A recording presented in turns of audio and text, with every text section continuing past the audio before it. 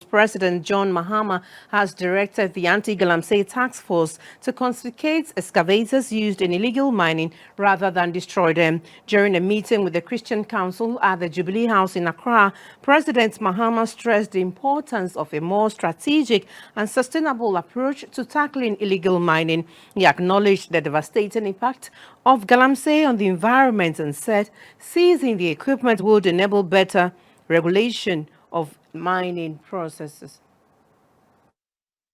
The Christian Council, representing various church bodies across the country, emphasized the urgent need for decisive action against Galamsey, which has polluted water bodies, degraded farmlands, and threatened livelihoods.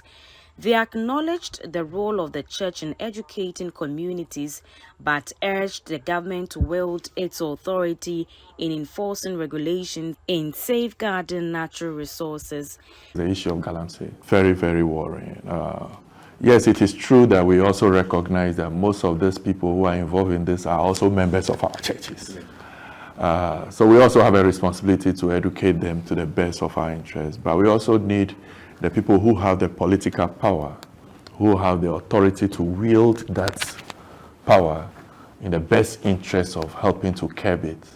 We can speak to the moral conscience of the people. They can choose to listen, they can choose not to listen. We want to appeal to you strongly that you should do all within your power to make sure that we see the end of this disaster. President Mahama reaffirmed his administration's dedication to addressing the issue, emphasizing the need for sustainable mining practices and law enforcement to protect Ghana's natural resources. Galamsey is a major headache for all of us.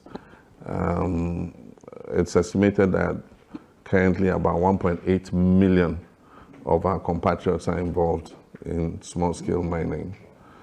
And that creates a big issue with regards to issues of employment and displacement, you know, from small-scale mining. Small-scale mining is legal, and our laws recognize it.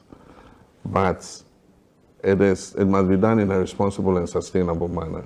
We have about 280 forest reserves in this country, and the ones that are affected are about 43. And so we did one operation in the Tano Nimiri forest reserves, and we've gotten the excavators and things out.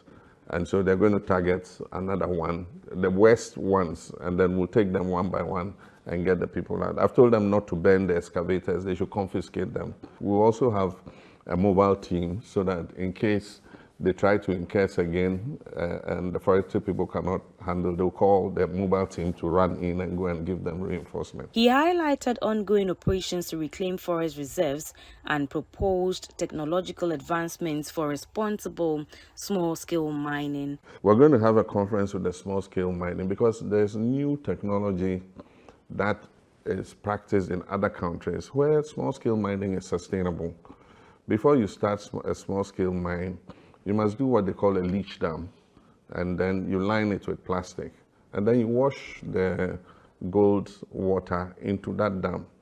After you finish, and that's what the big companies do, they have cleaning agents they put in the water, and it takes out all the toxins and everything, and you can discharge the water back into the environment. So we'll engage with them and bring some of these new technologies to their attention. On governance, the president stressed the importance of ethical leadership in national development. He also reiterated his commitment to transparency, stating that his government would open the nation's financial records to Ghanaians as part of an upcoming national economic dialogue.